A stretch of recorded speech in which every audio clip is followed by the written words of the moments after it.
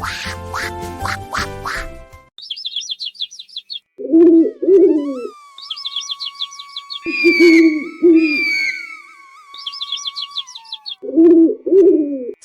गांव की एक शांत और सुकून भरी सुबह थी। रात की ठंडी हवा अभी तक मिट्टी में बसी हुई थी और आसमान पर सूरज की पहली किरणें धीरे धीरे पहाड़ों के पीछे से झांक रही थीं। खेतों में ओस की बूंदें गेहूं की बालियों पर मोतियों की तरह चमक रही थीं, जैसे कुदरत खुद मुस्कुरा रही हो।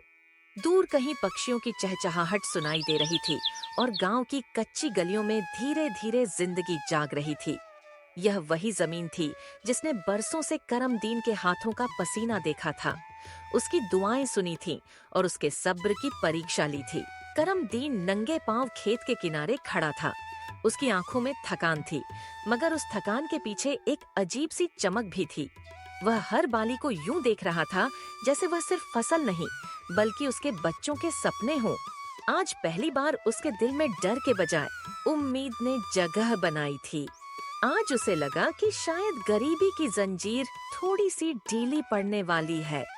ज़ैनब, जरा यहाँ आओ, इन बालियों को देखो। ऐसी फसल तो मैंने बरसों में नहीं देखी। वाकई करमदीन, अल्लाह का शुक्र है। लगता है इस बार हमारी दुआएं खाली नहीं गईं। अगर ये फसल सलामत रही ना, तो अली को स्कूल भेजूंगा और मरियम के लिए नई फिराक भी लाऊंगा। अबू, क्या मैं सच में पढ़ने जा सकूंगा? हाँ मेरे शेर, अब तुम किताबें उठाओगे, बेलचा नहीं। और अबू, मेरे लिए क्या लाओगे? मेरे लिए नहीं, मेरी बेटी के लिए दुनिया की सबसे खूबसूरत गड़िया। ज़ैनब ने आसमान की तरफ देखा, आंखें बंद की और दिल ही दिल में दुआ की कि ये खुशी कायम रहे। मगर शायद तकदीर को ये मुस्कुराहटें मंजूर नहीं थीं।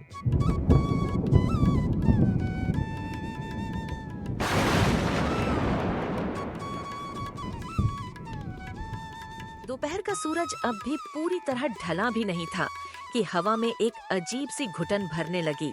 सोनपुर गांव की फिजाओं में जैसे किसी अनकहे खतरे की सरगोशी फैल गई हो। पक्षी जो कुछ देर पहले तक खेतों के ऊपर मंडरा रहे थे, अचानक पेड़ों की ओट में जा छिपे। फिजा में खामोशी अप्राकृतिक हो चुकी थी, ऐसी खामोशी जो तूफान से पहले आती है। पहाड़ों के पीछे से काले बादल धीरे धीरे उभरने लगे। पहले वे महज धुएं की तरह दिखाई दिए, फिर देखते ही देखते पूरे आसमान पर फैल गए, जैसे किसी ने नीले आसमान पर काली चादर तान दी हो। हवा ने एकाएक करवट ली, पेड़ों की शाखाएं चरमराने लगीं, खेतों में खड़ी गेहूं की बालियां कांपने लगीं और जमीन ने उस दिन पहली बार डर को महसूस किया। करमदीन, ये बादल कुछ ठीक नहीं लग रहे। मेरा दिल घबरा रहा है। हाँ ज़ैनब, मैंने भी कभी ऐसे बादल नहीं देखे। अल्लाह खैर करे। अचानक जोरदार गर्ज सुनाई दी। आसमान फटने लगा हो जैसे। एक लम्हे बाद बारिश के मोटे मोटे कतरे जमीन पर गिरने लगे। बारिश पहले रहमत बनकर इतरी, मगर चंद ही लम्हों में उसने कहर की शक्ल अख्तियार कर ली। तेज हवा के साथ बारिश इस जोर से बरसने लगी कि मिट्टी उछल उछल कर फजा में भर गई। खेतों में पानी भरने लगा, नाले अबल पड़े और वो जमीन जिस पर करमदीन ने बरसों मेहनत की थी, आहिस्ता आहिस्ता उसके हाथों से फिसलने लगी।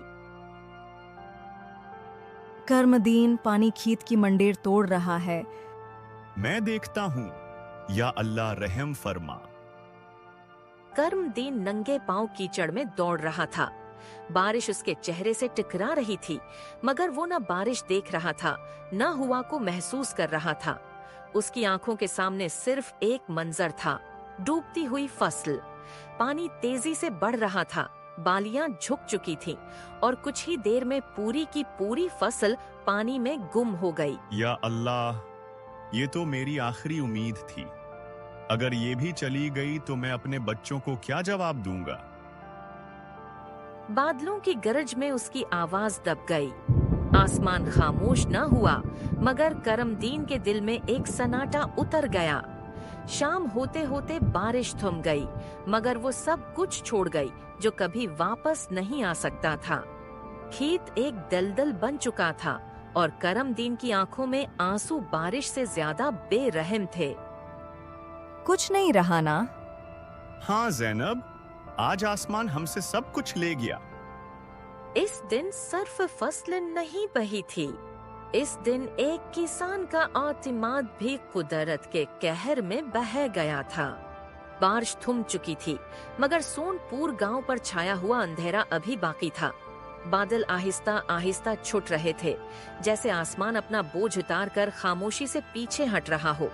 लेकिन जमीन पर जो बर्बादी लिखी जा चुकी थी, वो अब किसी के बस में न थी। करमदीन कीचड़ में खड़ा अपने खेत को देख रहा था, वही खेत जहां उसने बरसों पसीना बहाया था, जहां उसने अपने बच्चों के मुस्तकबल के ख्वाब बोए थे, आज एक खामोश कब्रिस्तान बन चुका था। टूटे हुए पौधे, बिखरी हुई बालियां और पानी में डूबा हुआ हर ख्वाब इसकी आंखों के सामने चीख चीख कर उसे देख रहा था। ये सब मैंने अपने हाथों से उगाया था।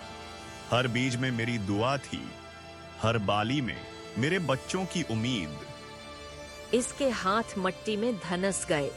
मट्टी जो कभी उसकी ताकत थी, आज उसकी कमजोरी बन चुकी थी। उसकी आंखों से आंसू बहने लगे, ऐसे आंसू जो वो बरसों से रोके हुए था। वो किसान जो कभी गांव के सामने न रविया, आज अपनी जमीन के सामने टूट गया था। या अल्लाह, अगर मुझे ही सजा देनी थी तो बच्चों को क्यों शामिल किया?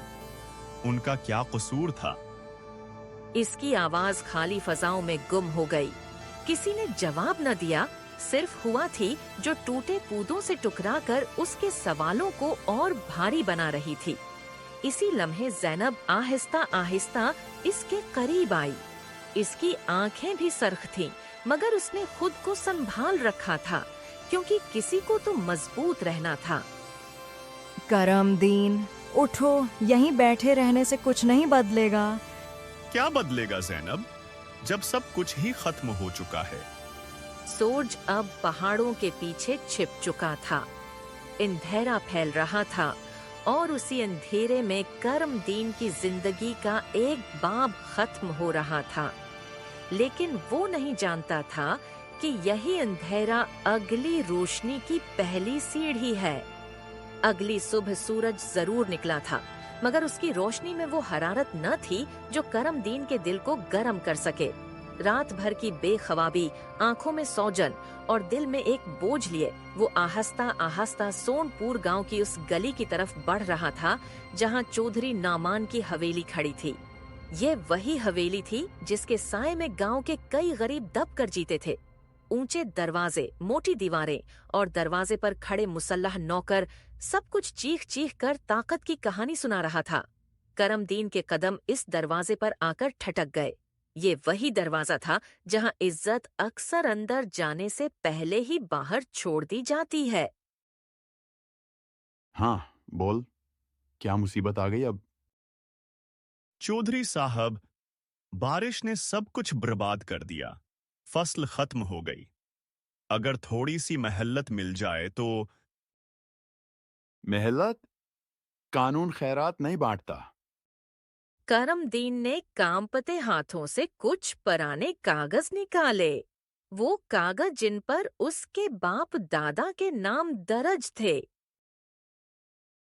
ये जमीन, ये मेरी पुश्तों की निशानी है। सिर्फ एक मौसम की बात है। निशानी? कानून में जज्बात की कोई कीमत नहीं होती, और तुम जैसे लोगों के ख्वाब मेरे कागजों से ज्यादा वजनी नहीं।